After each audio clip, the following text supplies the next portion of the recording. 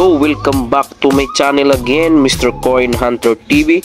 For today's video mga ka-TV, meron po tayong coin dito na nakolekta halos 2 buwan kasi matagal-tagal akong hindi nakapag-upload ng video natin. So ngayon, ipapakita ko sa inyo yung mga nakolekta kong mga coin na hinahanap ko halos 2 buwan. Kasi itong klaseng coin na po ito mga ka-TV is very na po ito siya, hard to find na po siya mga ka-TV. Kaya ngayon mga ka-TV ay ipapakita ko sa inyo yung binili kong coin na napakamahal mga ka-TV.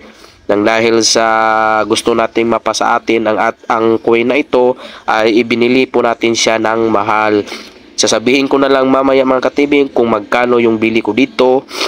Yung talagang gusto ko lang na bilihin, tapos yung iba ko na lang, bali binili ko siya, may iba pa pero kasali na siya sa pagbili ko, halos lahat na siya.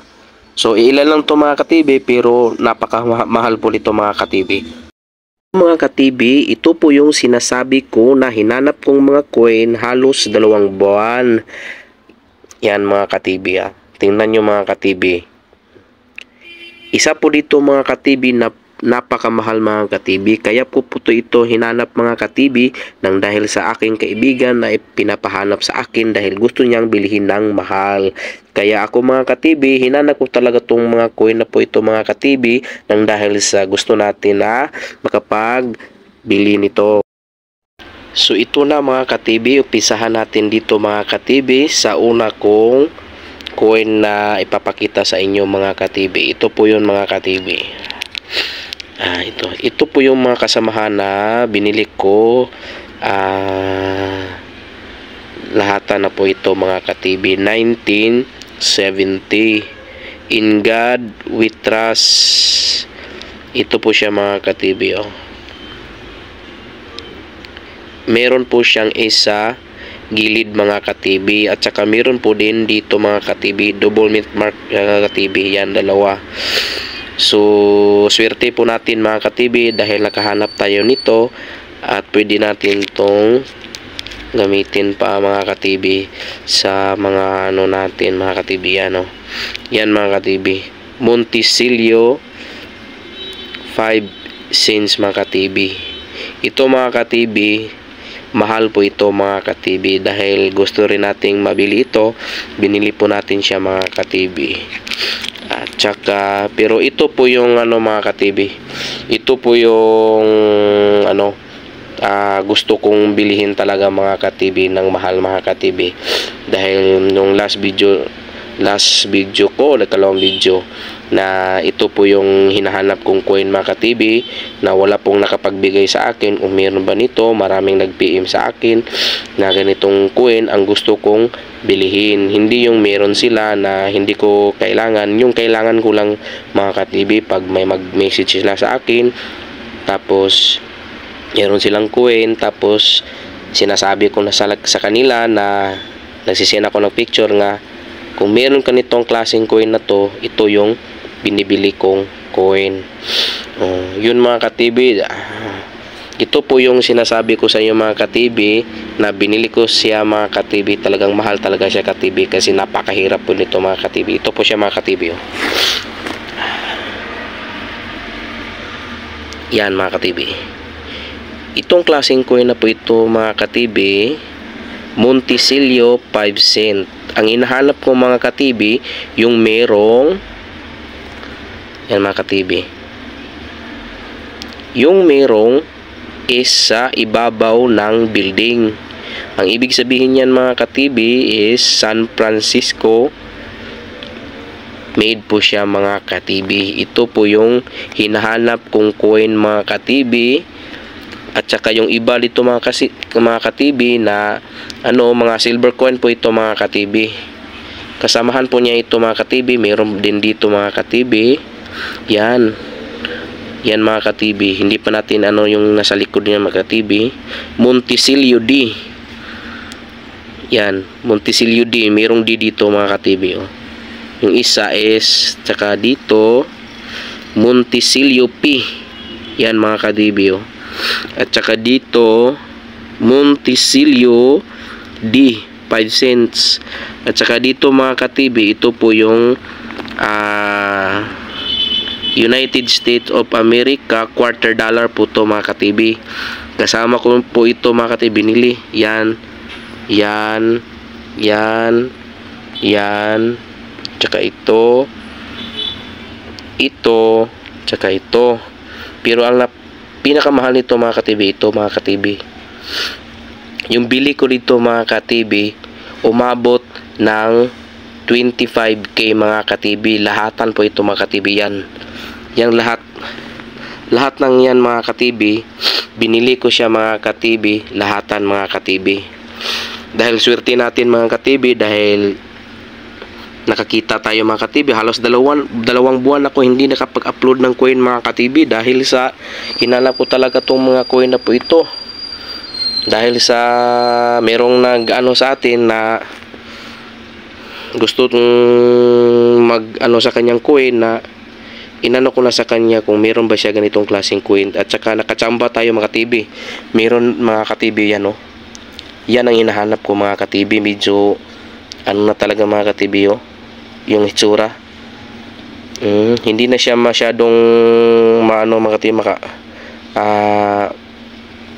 pero ano, para sa akin, swerte ako nito mga ka-TV. Kahit hindi maganda, at least meron ako.